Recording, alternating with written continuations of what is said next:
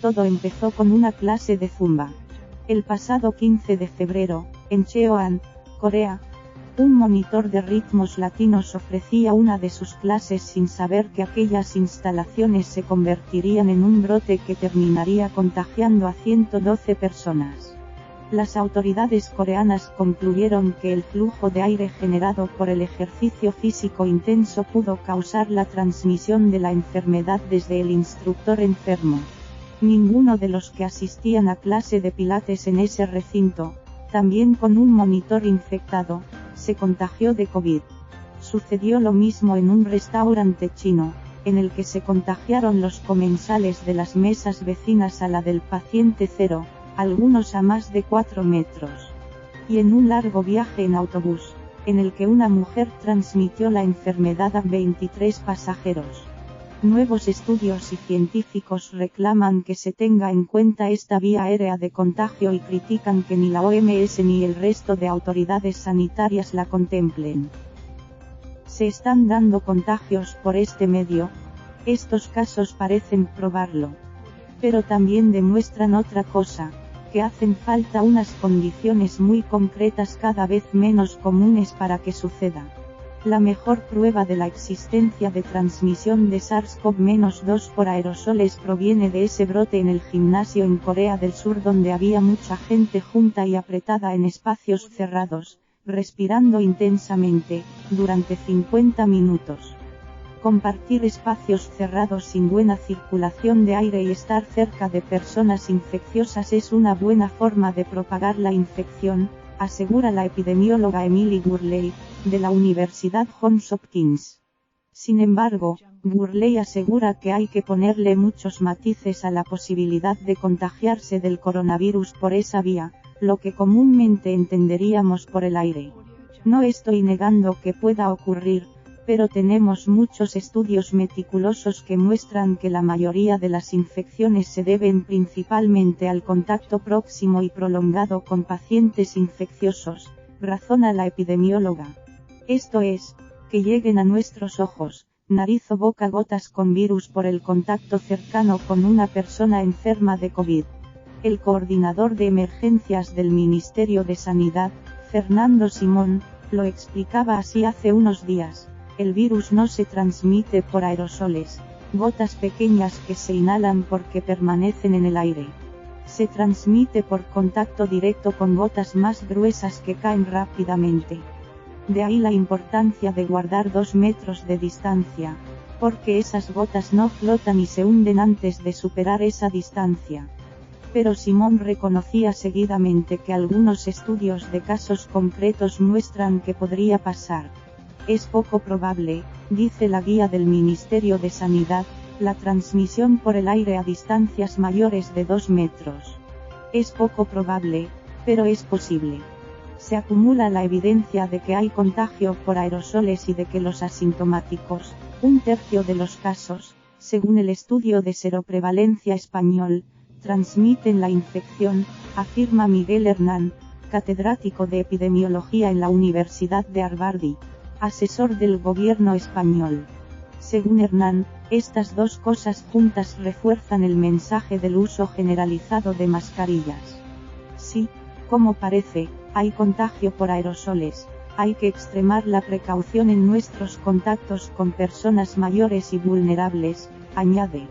Una tribuna publicada en Science advierte de que cada vez hay más pruebas de que la recomendación de distanciarse 2 metros que hace la OMS probablemente no sea suficiente en muchas condiciones interiores donde los aerosoles pueden permanecer en el aire durante horas, acumularse con el tiempo y seguir los flujos de aire a distancias mayores. Un artículo en la revista de la Asociación Médica Estadounidense pide que se aborde este problema. Un estornudo provoca en torno a 40.000 gotículas de todos los tamaños, y las más finas pueden volar hasta los 8 metros en un ambiente cerrado. La tos lanza entre 1.000 y 3.000 gotitas y hablar durante unos pocos minutos puede provocar entre 100 y 6.000, dependiendo de la vocalización, porque hablar en alto o a gritos genera el triple de partículas que hacerlo en voz baja. Las más gordas caen al suelo como si fueran arena, explica José Luis Jiménez, experto en aerosoles de la Universidad de Colorado, EU. Pero las partículas más pequeñas se quedan en el aire y las puedes respirar, son del tamaño de los aerosoles que se inhalan para el asma y pueden llegar directamente a los pulmones, lo que podría hacerlas más peligrosas. Muchos científicos creen que la distinción clásica en dos grupos que señala Simon en su explicación de las gotas grandes y las finas es didáctica, pero artificial.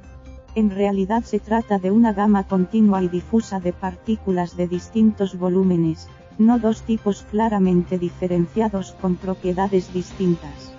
No obstante, lo importante es si esas gotitas finas en suspensión, 10 veces más finas que un cabello humano, son contagiosas y cuál sería la dosis infecciosa. Es muy difícil saberlo a ciencia cierta, no podemos hacer experimentos para contagiar gente a propósito, pero la carga infectiva sería mucho más escasa que en las grandes, del 1% al 0,01% según los estudios. Por eso son determinantes otros factores, como la ventilación y la exposición. En un entorno ventilado, esas gotículas más finas comienzan a disolverse casi de inmediato. Los investigadores que las analizan reconocen que con abrir la puerta o las ventanas la amenaza empieza a diluirse. Los contagios en el interior son 19 veces más probables que al aire libre, donde se dispersan constantemente y por eso se debería trasladar al exterior toda actividad que lo permita. Tanto en el contagio del restaurante como en el autocar el aire cargado recirculaba entre la gente, porque las máquinas de aire estaban en ese modo, no lo renovaban sacándolo al exterior y reemplazándolo con aire fresco, como sucede en hospitales y aviones. Las asociaciones de fabricantes de estos aparatos tienen unas instrucciones muy claras para hacer frente a los contagios con una buena ventilación en oficinas y locales. El problema no es si la transmisión por el aire es una vía más o menos importante, la clave es dónde. En lugares bien ventilados, esto no es un problema en absoluto porque las gotitas cargadas de virus se eliminan rápida y eficientemente. Pero si la ventilación no es eficiente, como en muchos lugares públicos cotidianos, esta podría ser la ruta principal, como durante los ensayos del coro, asegura Lidia Moravska, directora del Laboratorio Internacional de Calidad del Aire y Salud, de referencia para la OMS. Moravska, una de las primeras defensoras de la transmisión de COVID por vía aérea, se refiere a un conocido caso supercontagiador, el ensayo de un coro en EU a comienzos de marzo. Se tomaron todas las precauciones higiénicas y de distancia, sin saludos ni abrazos. Pero se contagió el 87% del grupo, y 2 murieron, después de 2 horas y media cantando en un recinto cerrado. En los ejemplos que sustentan esa posible transmisión aérea hay otro factor decisivo, el tiempo. En el restaurante, el coro, el autobús y la clase de zumba los contagios se produjeron después de por lo menos 50 minutos expuestos a las partículas emitidas por el paciente cero. De hecho, las autoridades chinas que estudiaron el restaurante consideraban que los comensales de otra mesa vecina se libraron del contagio porque solo compartieron el espacio durante 18 minutos con el enfermo. Si nos pegamos media hora conversando con alguien sin mascarilla vas sumando exposición y estás comprando más papeletas para que te toque, resume Maricruz Mindillón, científica del IDAEAC. Este factor nos lleva al punto clave de esta polémica científica: si se produce contagio solo con el aire, sin que el paciente cero esté presente. Para que se entienda que existe transmisión aérea no requiere un contacto cercano con la persona infectada o sus gotas, solo con el aire que expulsó, aclara Gurley. Por ejemplo, tanto la tuberculosis como el sarampión se transmiten por el aire. En esas enfermedades es posible contagiarse de un paciente con el que nunca se estuvo en la misma habitación, se entró en la sala 1 hora después de que se fuera y allí seguían en suspensión los virus infecciosos. Como dice la epidemióloga de la Johns Hopkins, no hay ningún caso que sugiera que este tipo de transmisión esté ocurriendo con el SARS-CoV-2. En todo caso, los casos en los que se pueden producir contagios por aerosoles se han reducido gracias a las medidas de distanciamiento físico y el uso generalizado de mascarillas. Un estudio recién publicado por el Nobel Mario Molina, experto en aerosoles y contaminación atmosférica, se atreve a asegurar que esta sería la vía principal de contagio con el único argumento de que la transmisión se frenó en Italia, Wuhan y Nueva York cuando se introdujeron las mascarillas obligatorias. Otro estudio, firmado por Moravska, muestra que el cumplimiento de las medidas impuestas en la mayoría de los países, como limitar aforos y mascarillas, sumado a la ventilación adecuada funciona.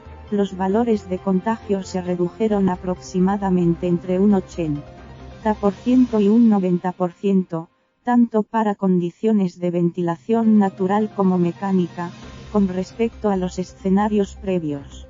Si el sarampión vuela como un águila, el coronavirus vuela como una gallina, resume Faemio Unus, jefe de enfermedades infecciosas de la Universidad de Maryland. En esa frase tan visual se condensa una seria polémica que para alguien ajeno a la ciencia puede parecer una aburrida discusión técnica. Pero las implicaciones son decisivas. Moravska asegura que la OMS no tendrá más remedio que incluir este modo de contagio. Por su parte, Gurley señala que es importante investigar las posibles formas en que se puede transmitir el virus, pero aún más importante es actuar según la evidencia que tenemos sobre cómo se está transmitiendo realmente. Infografías de Artur Galocha y Yolanda Clemente. Puedes escribirnos a javier@esmateria.